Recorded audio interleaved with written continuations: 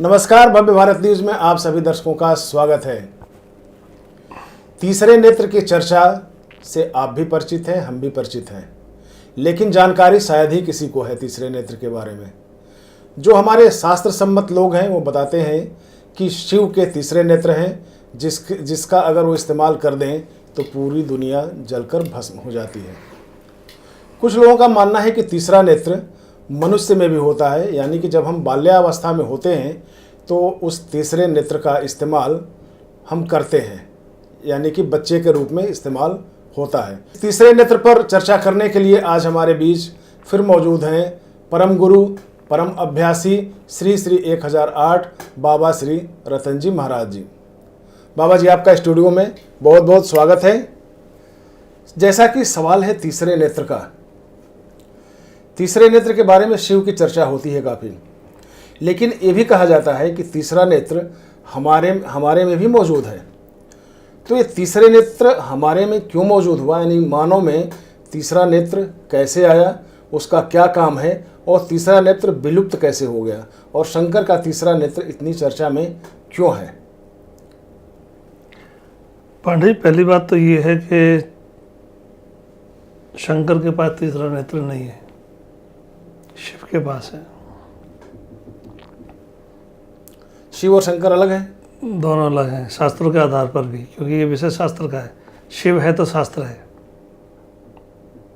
और मैंने आपसे कितनी बार कहा है कि मेरे से शास्त्रों की भाषा मत बोला करो। और शंकर है तो? शंकर साधारण है। साधारण है या साधना है? साधारण है। साधारण है। अब रहा मुद्दा तीसरे नेत्र का।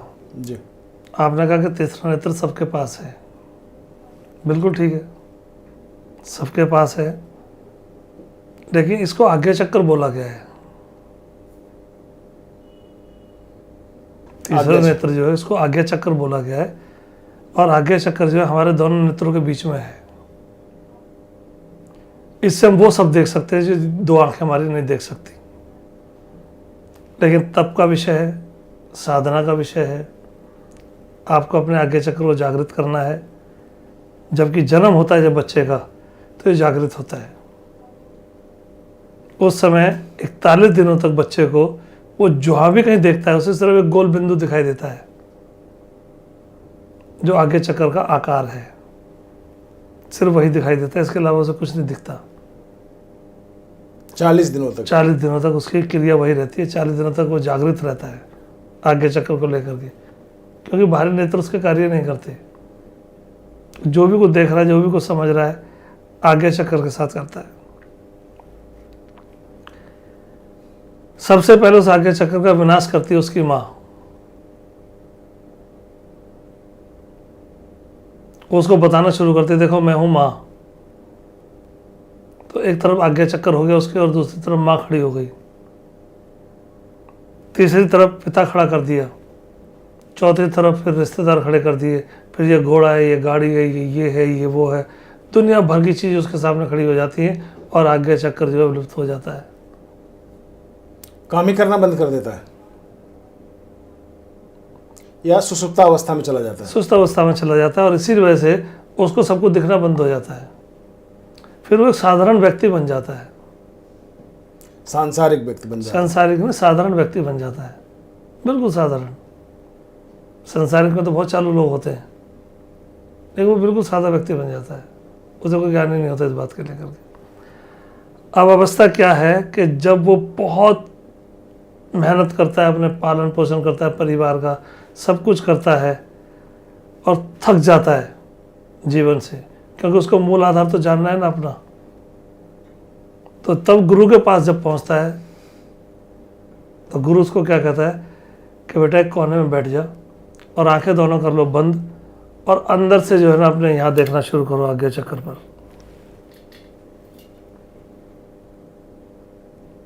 उस क्रिया को जब वो करता है, रोज अभ्यास करता है, रोज अभ्यास करता है, और एक दिन जो है ना वो आज्ञा चक्र उसको दिखता है। जितना ज़्यादा चेतन अवस्था में करेगा उतने जल्दी आज्ञा चक्र जागृत हो जाएगा। जैसे आज्ञा चक्र जागृत होता है तो वो जो है बच्चा भूत, वर्तमान, भविष्य तीनों को जान लेता है। आगे चक्र ही केवल एक ऐसा नेत्र है जिसे आप तीनों कालों में देख सकते हो, भूत, वर्तमान, भविष्य। इन दो आँखों से कुछ नहीं देख सकते। ये दो आँखें तो आज हैं, कल खराब हो जाएंगी। जैसे जन्म से आपने देखा होगा अंधे होते हैं, लेकिन उनका तीसरा नेत्र खुला होता है, वो आपसे ज़्यादा कार्य कर रहे होते हैं। अच्छा, जिनकी आंखें जन्मजात नहीं होती, जन्मजात नहीं होती, उनका तीसरा नेत्र कभी खराब नहीं होता, वो हमेशा जागृत रहता है।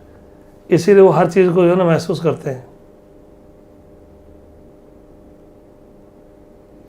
सूरदास के बारे में क्या ख्याल है आपका, क्योंकि वो भी जन्मजात थे अंधे?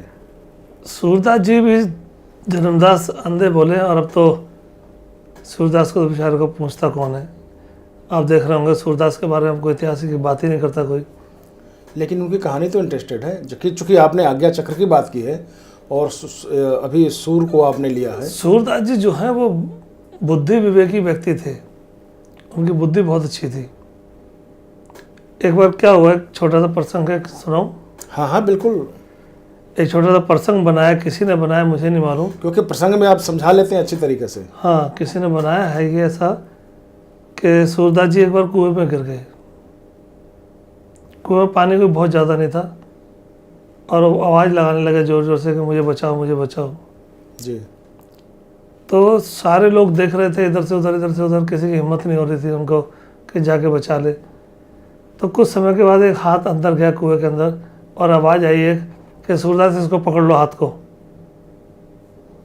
सूरदास ने हाथ को पकड़ लिया और ऊपर आ गए, लेकिन जिसने हाथ पकड़ाया था उसको छोड़ा नहीं। जी। वो कह लगे छोड़ दो, अब तो तुम ऊपर आ गए कुएं से। कि भगवान कैसे छोड़ दूँ, मुझे मालूम है मैं कुएं में था, और कुएं के ऊपर खड़ा होकर के कोई इतना लंबा हाथ नहीं कर सकता, ये मेरे प्रभु हैं बस, इसके अलावा और कोई है ही नहीं। तो आप बड़ी मुश्किल से पकड़ में आए, मैं आपको कैसे छोड़ दूँ? क्यों? क्योंकि आगे चक्कर था। इसीलिए सूरदास ने अपने पंथों के अंदर कृष्ण के रूप की बखान की है, क्योंकि वो देखते थे ना, और उन्हें नहीं दिखता तो उन्हें कैसे पता कि मोर मुकुट होता है, काली कमली होती है, मोर मुकुट, मकराकृत कुंडल, केसर। तो ये सब उनको क्यों दिखाई दे रहा था? आगे चक्कर था ना, इसलिए दिख रहा। नहीं, लेकिन इसके बारे में दो मत आते हैं। सूर्य के अंधे होने पे दो मत आता है। एक तो होता है कि सूर्य जन्मजात अंधे हैं, और दूसरा है कि सूर्य पैदा होने के बाद अंधे हुए। जैसे भी थे, कुल मिला के तो अंधे थे, कुल मिलाकर तो अंधे थे। लेकिन उनको फिर अंधा कैसे कह सकते हैं जब आज्ञा चक्र से वो सब कुछ देख सकते हैं? साधारण व्यक्ति उसको देख रहे हैं ना। साधारण तो आपने शिव को भी कहा है, शंकर को भी कहा है कि शंकर साधारण है। शंकर के मस्तिष्क पर कभी तीसरा नेत्र नहीं दिखाई देगा आपको। आप बाजार के अंदर जो है ना, कुछ फोटोओं को देखो ध्यान से, अगर मैं इस आधार पर भी चलता हूँ तो। जी। जैसे महालक्ष्मी, महाकाली, महासरस्वती, तीन देवी हैं। फिर एक काली, लक्ष्मी और सरस्वती, साधारण हो गए। महाकाली, महालक्ष्मी, महासरस्वती मतलब विशेष हो गए। कुछ तो फर्क होगा अगर नाम में फर्क रखा है तो। जैसे काली को लेकर के चलते हैं, जल्दी आपकी जल्दी समझ में आ जाएगा। जी। आप बाजार में देखें काली की दो प्रकार की तस्वीरें मिलती हैं। एक जिसके अंदर उन्होंने पूरा श्रृंगार किया हुआ है, सोने चांदी के जेवर डाले हुए हैं, वो काली है। एक महाकाली, इसमें विराट रूप है, विकराल रूप है, आंखों से ज्वाला भड़क रही है, जीभ से लहू निकल रहा है, अग्नि निकल रही है, तन पे वस्त्र नहीं है कोई भी, पूर्ण रूप से नग्न है, वो महाकाली है। ऐसे विष्णु का है। जी। दो प्रकार की तस्वीरें बाजार के अंदर। एक विष्णु की तस्वीर है जिसके अंदर ये नारी चिन्ह है, ये जो पुरुष के नारी चिन्ह होते हैं ये है उसके अंदर। और एक तस्वीर ऐसी मिलेगी जिसके अंदर ये चिन्ह ही नहीं होंगे। तो वो कौन है? महाविष्णु। वो विष्णु नहीं है। तो सब जगह पे कोई ना कोई फर्क डाला है। ग्रंथकारों ने भी फर्क डाला हुआ है, जिन्होंने चित्र बनाया उन्होंने भी फर्क डाल दिया है। मैं वही अभी सोच रहा था कि आपने जिन लोगों की चर्चा की है ये तो मानव रचित है सारी चीज़ें। मानव रचित है, इसीलिए मानव के तरीके से जवाब दिया जा रहा है। अगर आपके नज़रिए से हम देखें तो तीसरे नेत्र का क्या मतलब होता है? तीसरा नेत्र सिर्फ आज्ञा चक्र है, बस और कुछ नहीं है। तो एक बच्चे में होने का क्या मतलब हुआ इसका कि 40 दिन तक एक्टिव रहता है, ये कैसे पता चल पाया? ये पता इसलिए चलता है कि अभी हम बच्चे के सामने यूँ करते हैं, हम सोच रहे हैं ऐसा कि वो हमारी चुटकी को सुन रहा है या हंस रहा है, उसकी आवाज़ से हंस रहा है। हाँ, ये हमारे को लगता है ऐसा, वास्तविकता ऐसी नहीं है। दुनिया का कोई भी मेडिकल साइंस इस बात को नक्की नहीं कर सकता 40 दिन से पहले कि उसे सुनाई भी देता है कि नहीं, उसे दिखाई भी देता है कि नहीं। ये सब 40 दिन के बाद शुरू होता है। नहीं, लेकिन बच्चा रिएक्ट तो करता है ना 40 दिन से पहले, अगर आप बोले, आवाज़ करें। हाँ, वो सिर्फ आज्ञा चक्र के आधार पर, एक ही आधार है उसका, आज्ञा चक्र बस। नहीं, इसका कोई आधार है, प्रमाण है, या फिर आप अपने नहीं, रिसर्च प्रमाणित नहीं है। जैसे मैंने मेरे आज्ञा चक्र को जागृत कर रखा है, तो मुझे प्रमाण की जरूरत ही नहीं किसी की। लेकिन आप कहो कि मैं उसको समझा पाऊंगा, तो नहीं समझा पाऊंगा।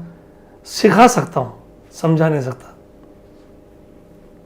अच्छा, ये आज्ञा चक्र का जागृत होना और तीसरे नेत्र का जहाँ तक बात आई है, ये सिर्फ मानव में होता है, इंसानों में होता है, या फिर जानवरों में भी होता है? नहीं, ये सब में होता है। पता नहीं, आप लोगों की एक भाषा है, उसको सिक्स सेंस बोलते हैं शायद आप लोग। जी, वही है वो।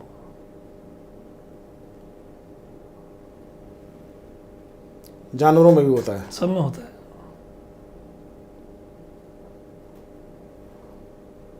सब में होता है। जिसके अंदर ये 3 चीजें हैं, भय, भूख, भजन, उन सब में होता है।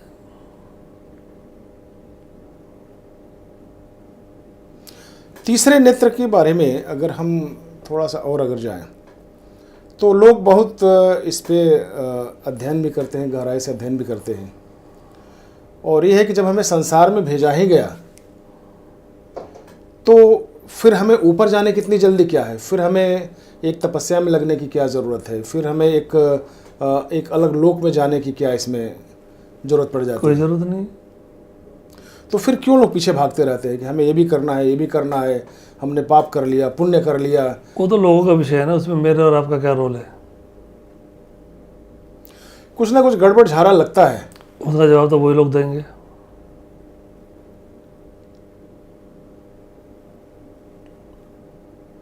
नहीं, अगर हम समझते हैं कि आप इसको समझा सके कि ऐसा क्यों होता है। ये समझाने का विषय नहीं है ना, एक ये तो इंसान, ये सिखाने का विषय है। एक इंसान की ज़िंदगी में जब वो आता है तो चोरी भी कर ले, झूठ भी बोल ले, डाका भी डाल ले, किसी पे नज़र भी डाल लें, और हम फिर सन्यासी के सन्यासी बने रहें, साधु के साधु बने रहें, या बहुत साफ कपड़े पहन के ईमानदार बने रहें।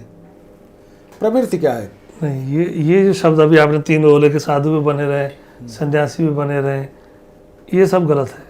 नहीं, जो चोला जो लोग पहन रखे हैं, मैं उनकी बातें करता हूँ। जिसकी भी बातें कर रहे हैं, आप चोले को बदनाम मत करा करो। पहले भी एक बार मैंने आपको ये बात बताई थी। आप चोला क्यों नहीं पहन सकते हो? आप भी पहनो ना।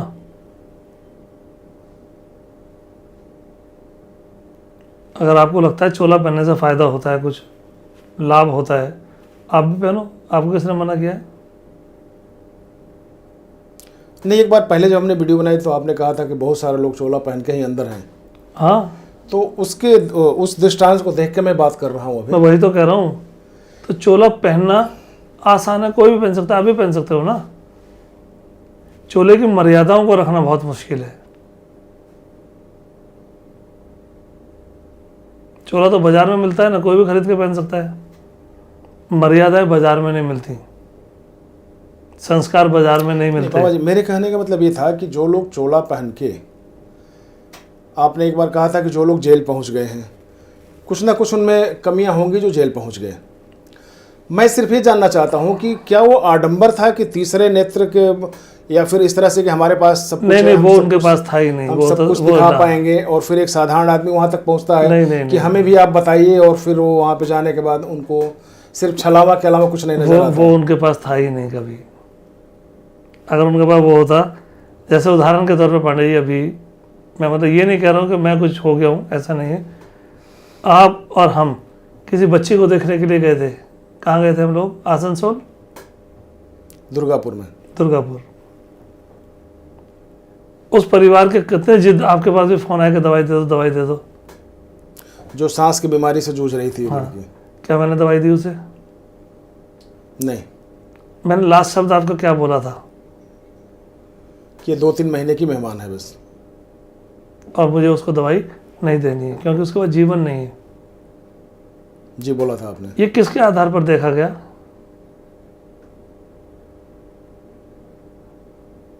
आगे चक्कर के आधार पर देखा गया। तीसरे नेत्र के आधार पे कह सकते हैं उसको भी। आप उसे तीसरा नेत्र बोल रहे हैं, मैं उसको आगे चक्कर बोल रहा हूँ। ठीक है। और वो बच्ची मर गई। ओह, कब? 4 दिन हो गए। फोन आया था आपके पास? फ़ोन आया था कि अब वो दवाई मत बनाना। मैंने उनको कहा मैं दवाई बनाई भी नहीं है मैंने। तो आपने इतना डिले क्यों कर दिया, इतना देर क्यों कर दी? मालूम था ना। पहले जवाब दे दिए होते। जो आपने मेरे किसी से के जागृत जीवित अवस्था के अंदर जवाब देना, और ऐसे व्यक्ति को जो उससे बहुत प्यार करते हो, एक तो पीड़ित है और ऊपर से और पीड़ा दे दें उनको। लेकिन जिस लड़की की क्षमता होती है, अगर सामने वाले में क्षमता होती उस शब्द को सुनने की तो जरूर सुना देता। उनमें क्षमता नहीं थी। लेकिन जिस और ये लड़की जो आपने चोले की भी बात की है ना, चोले को लेकर के तो एक सीधा साधा प्रमाण दिया रावण ने। जब उसे अपनी बहन का बदला लेना था, सीता हरण करना था, वो बहुत बलशाली भी था और बुद्धिशाली भी था। उसने समझ लिया कि इसका मतलब ये हो गया कि सीता को साधारण तरीके से अपहरण नहीं किया जा सकता। पांडे, आप मेरे को बताएंगे उसने कौन सा रूप धारण किया था? सन्यासी का रूप। कौन से युग में उसने ये कहानी बता दी थी कि आने वाला समय ऐसा होगा कि लोग जो है ना चोला पहन करके इस तरीके का छल करेंगे? ये कहानी तो खैर सर्वविदित है, लेकिन अभी जो आपने बताई थी कि वो लड़की एक्सपायर कर गई और आपने इस तरह से बताया था, तो जहाँ तक मेरी मेमोरी काम कर रही है, उसके फादर भी एस्ट्रोलॉजर थे और बता रहे थे कि वो दिसंबर तक वो लड़की अगर ज़िंदा हो जाए, बाबा जी आप दवा दे दी, दिसंबर तक अगर वो ज़िंदा हो जाए तो हम उसको बचा ले जाएंगे। लेकिन समय नहीं था ना दिसंबर तक का भी।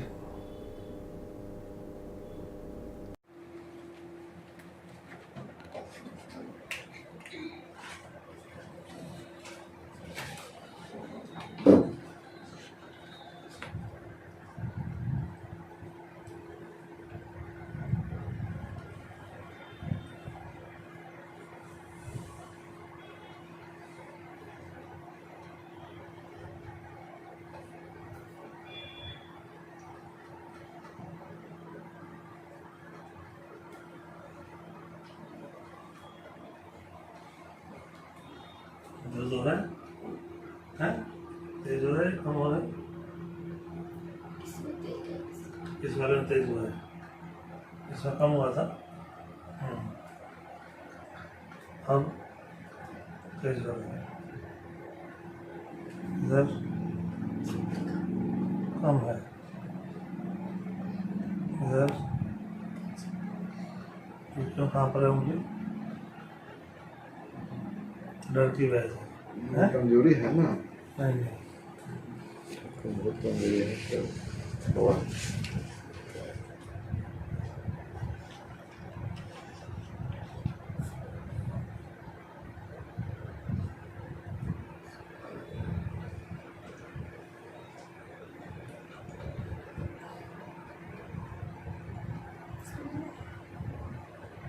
इसमें दर्द नहीं है ना?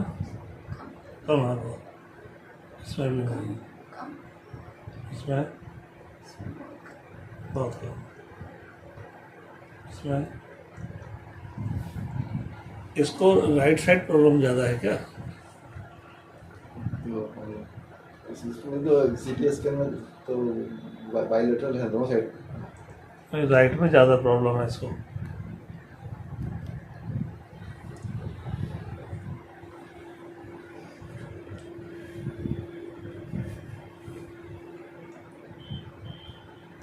दर्द हो रहा है? नहीं हो रहा है। इसमें दर्द हो रहा है ना? राइट में प्रॉब्लम ज़्यादा है इसको। आपके हिसाब से एक जैसा कैसे है? हम तो डॉक्टर तो नहीं है, जो सीटी स्कैन रिपोर्ट दिया है उसमें तो ऐसा कुछ नहीं था।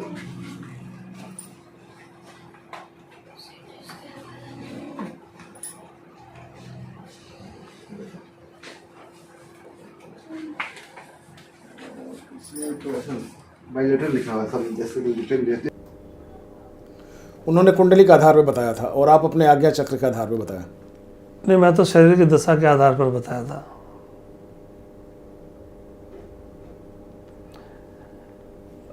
जितनी भी वस्तु विशेष हैं, चाहे वो आपके पास सिद्धियां हों, या नाम निधियां हों, या आज्ञा चक्र का ज्ञान हो, ये तो बहुत अति आवश्यकता पड़ने पर इसका उपयोग होना चाहिए। ये तमाशा करने के लिए नहीं होता है, मदारी बनने का खेल नहीं है ना आज्ञा चक्र को जागृत करना। आप देखते हुए भी किसी को कुछ नहीं बताओगे, सिर्फ आपको मालूम होगा कि आपने क्या देखा है। क्यों? नहीं तो लोग आपको मार देंगे। अगर एक पेशेंट आया उस तरह से आपके पास। नहीं, अभी और सुन लो ना इस बात को पूरा। जी बताइए। गुरु वशिष्ठ त्रिकालदर्शी थे, ये भी जग विदित है। बिल्कुल।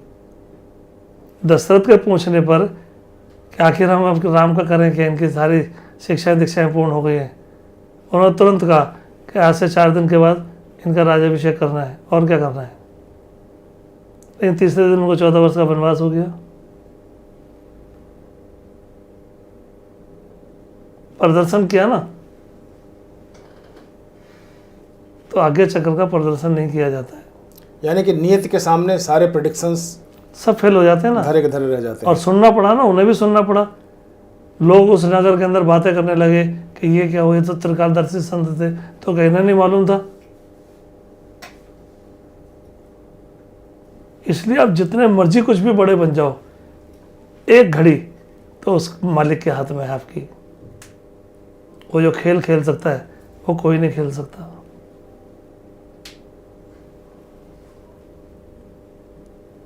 मैं मेरे शरीर की रचना को जिंदा रख सकता हूं जब तक चाहूं तब तक, लेकिन मेरे प्राणों की रचना,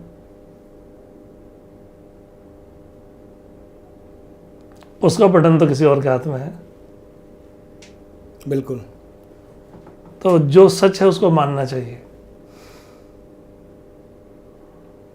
यही कारण रहा कि वो लड़की चली गई और हम हाँ? कुछ नहीं कर पाए। नहीं, हम कुछ कर नहीं पाए, हमने कुछ किया नहीं। क्यों? क्योंकि लेकिन- विधि के विधान के अंदर बाधा नहीं बनना चाहिए। लेकिन चूंकि फर्ज तो बनता था हमारा ना। विधि के विधान में बाधा नहीं बनना चाहिए जब तक आपको आज्ञा ना मिले ऊपर से।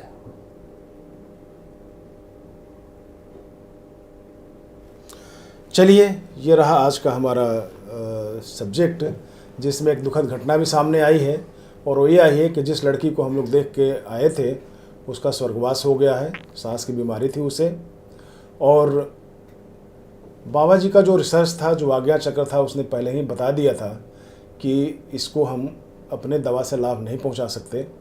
लेकिन ये बात उसके पेरेंट्स को या उसके माता पिता को नहीं बताया जा सका। क्यों? क्योंकि उससे वो बहुत प्यार करते थे।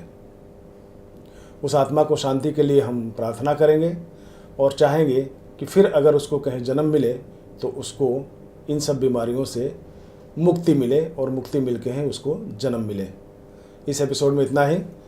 आपका बहुत बहुत धन्यवाद, और बाबा जी का भी हम धन्यवाद करते हैं स्टूडियो में आने के लिए।